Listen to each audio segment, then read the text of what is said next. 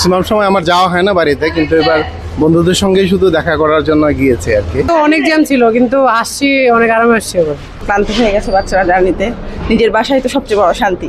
ইনশাল্লাহ খুব ভালো কাটছে ঈদ, আমরা খুব আনন্দ শীত কাটছে। আমাদের সাথে মনোহরদি, নরসিংদী মনোহরদি গ্রাম। আর জি জি সবার শীত কাটেছে, ইনশাল্লাহ ভালো হয়েছে, আলহামদুলিল্লাহ খুব ভালো কাটছে। সবাইকে ধন্যবাদ। পরিবারে গিয়েছিলাম, কেমন কাটলো? আলহামদুলিল্লাহ অনেক ভালো লাগলো, একসাথে সবাই নামাজ পড়লাম গ্রামের সকলে মিলে, অথচ অনেক আনন্দ লাগলো। সারা বছর অপেক্ষা করে এসে এদিনের জন্য আর কি, যে কখন বাড়ি গিয়ে অন্তত সুযোগটা একটু ঘুরবো টুরবো, পুরাতন বন্ধুদের সাথে দেখা হবে।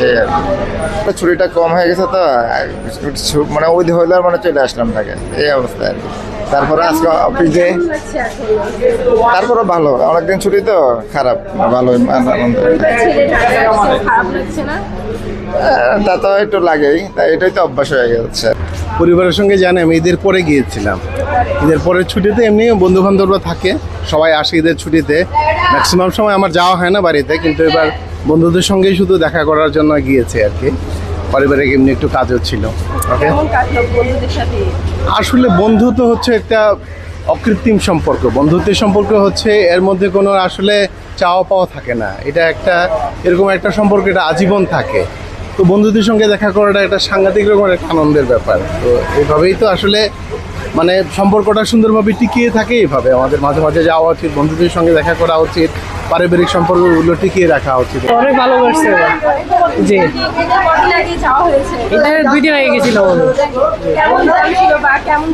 ওই সময় তো অনেক জ্যাম ছিল, কিন্তু আসছি অনেক আরামে আসছি। এবার এর মধ্যে তো গেলাম, ঘুরলাম ফিরলাম, এখন চলে আসছি।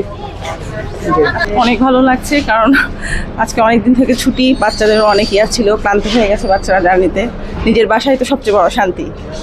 বছরে তো আমাদের 2টা দিন ঈদের ছুটি আসে, আমরা পরিবারের জন্য যাওয়ার জন্য অপেক্ষা করে থাকি।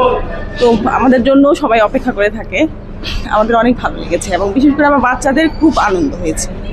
আপু ভিড় কেমন? অবশ্যই মনে পড়বে, আবার তো ফিরে তো আসতে হবে, এর জন্য চলে আসা।